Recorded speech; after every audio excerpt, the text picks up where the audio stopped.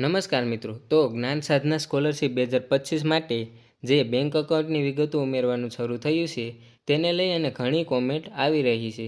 તેમજ વિદ્યાર્થી અને સ્કૂલમાંથી પણ ઘણી પ્રોબ્લેમ આવેલી છે. તો મેં અહીં કેટલાક તમારા પ્રશ્ન લીધેલા છે. તો તેમાં સૌથી પહેલો પ્રશ્ન તો એ છે કે સ્કૂલમાંથી ના પાડે છે કે હજુ સુધી આ વિગતો ઉમેરવાનું શરૂ નથી થયું. તો મિત્રો તમને હું જાણ કરી દઉં કે જે જ્ઞાન સાધનાની ઓફિશિયલ વેબસાઇટ છે તેમાં તમારે સ્કૂલ અને ડીઓ લોગિનનું ઓપ્શન આપેલું છે. તેમાંથી સ્કૂલમાંથી લોગિન કરી અને આ વિદ્યાર્થીઓની બેંક એકાઉન્ટની વિગતો તમે ઉમેરી શકો છો અને તે ચાલુ પણ થઈ ગયું છે. અને ઘણી સ્કૂલમાં છે તે બેંક એકાઉન્ટની વિગતો ઉમેરી અને સબમિટ પણ કરી દેવામાં આવ્યું છે.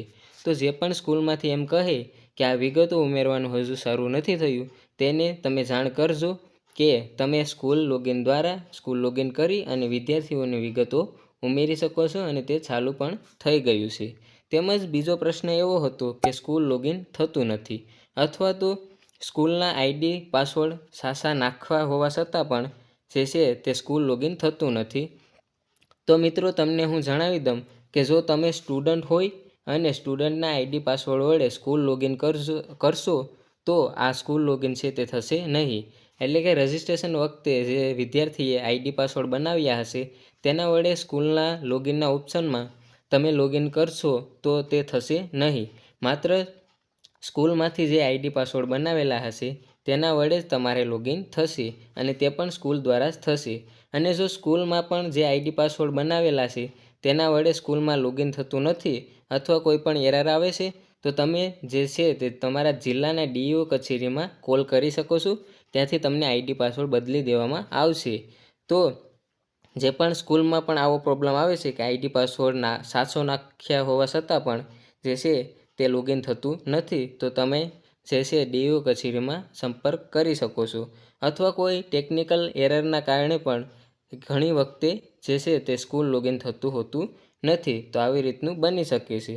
ત્રીજો પ્રશ્ન એવો હતો કે જે આ તમામ વિગતો ઉમેરાણી છે તે સ્કૂલમાંથી સાચી ઉમેરાણી છે અથવા સ્કૂલમાંથી ઉમેરાઈ ગઈ છે તો તે કેવી રીતે ચેક કરી શકીએ.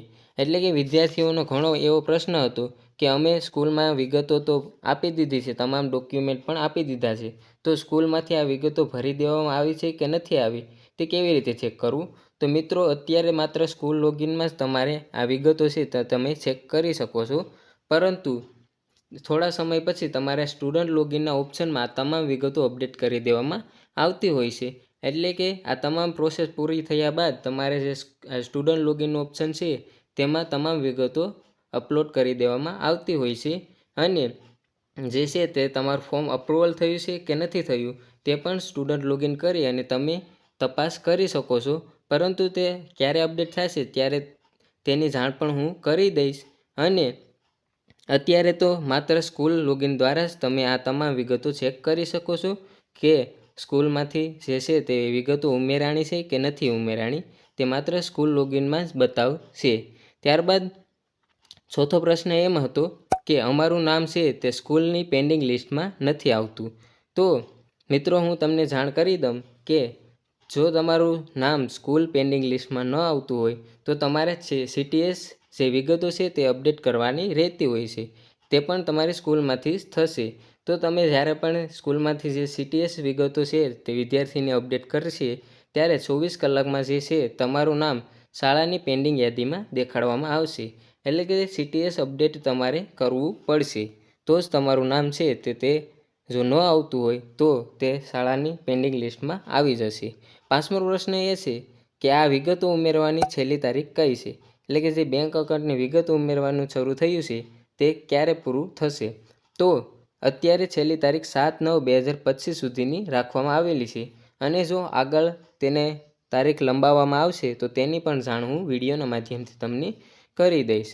તેમજ છઠ્ઠો એવો પ્રશ્ન હતો કે આ તમામ વિગતો છે તેના માટે કયા કયા ડોક્યુમેન્ટ અપલોડ કરવાના રહેશે. એટલે કે શાળાએ કયા કયા ડોક્યુમેન્ટ જમા કરવાના રહેતા હોય છે. તો વિદ્યાર્થીની બેંકની પાસબુક, પછી તમારું જે આધાર કાર્ડ તેમજ વિદ્યાર્થી પ્રવેશ પ્રમાણપત્ર.